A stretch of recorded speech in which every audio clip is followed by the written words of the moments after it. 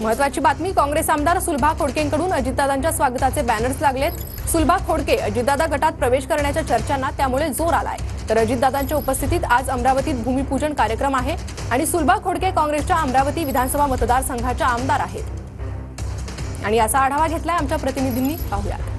अमरावती विधानसभा मतदारसंघातील कोट्यावधी रुपयांच्या विकास कामांची पायाभरणी करण्यासाठी त्याचं भूमिपूजन करण्यासाठी राज्याचे उपमुख्यमंत्री अजितदादा पवार आज अमरावतीच्या दौऱ्यावर आहेत आणि या दौऱ्यादरम्यान जर आपण पाहिलं तर काँग्रेसच्या ज्या स्थानिक आमदार आहेत सुलभा खोडके यांच्या वतीनं जे आहे ते त्यांच्या स्वागताचे बॅनर जे आहेत ते ठिकठिकाणी लावण्यात आलेले आहेत। सुलभा खोडके यांच्या मतदारसंघामध्ये विविध विकास कामांची आज पायाभरणी होणार आहे आणि त्याच पार्श्वभूमीवर त्यांच्या वतीनं जे आहे ते या ठिकाणी बॅनरबाजी करण्यात आलेली आहेत।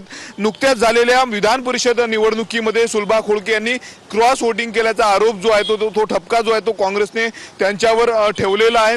दुसरीकडे जर आपण पाहिलं तर गेल्या अनेक महिन्यांपासून जे आहेत ते सुलभा खोडके काँग्रेसपासून लांब आहेत, त्यामुळे त्या आगामी काळामध्ये जर आपण पाहिलं तर अजित पवारांच्या राष्ट्रवादीमध्ये प्रवेश करतील अशा चर्चा ज्या आहेत त्या राजकीय वर्तुळामध्ये रंगू लागलेल्या आहेत।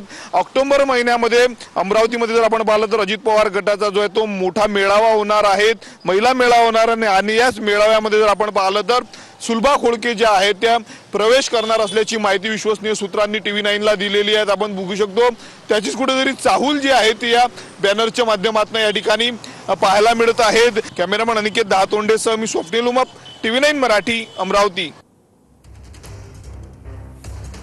तर ही थेट दृश्य आपण पाहतोय अजितदादांची। अमरावतीमध्ये अजित पवार हे पोहोचलेले आहे, भूमिपूजन त्यांच्या हस्ते होणार आहे आणि ही सध्याची थेट दृश्य त्यांच्या हस्ते हे भूमिपूजन होतं। दरम्यान अमरावतीमधील ह्या बॅनर्सची खास चर्चा सुरू आहे। सुलभा खोडके यांनी हे बॅनर्स लावलेले आहे। अजित पवार यांच्या स्वागताचे हे बॅनर्स झळकलेले आहेत आणि सध्याची ही थेट दृश्य अजित पवार यांच्या हस्ते भूमिपूजन सोहळा पार पडत आहे।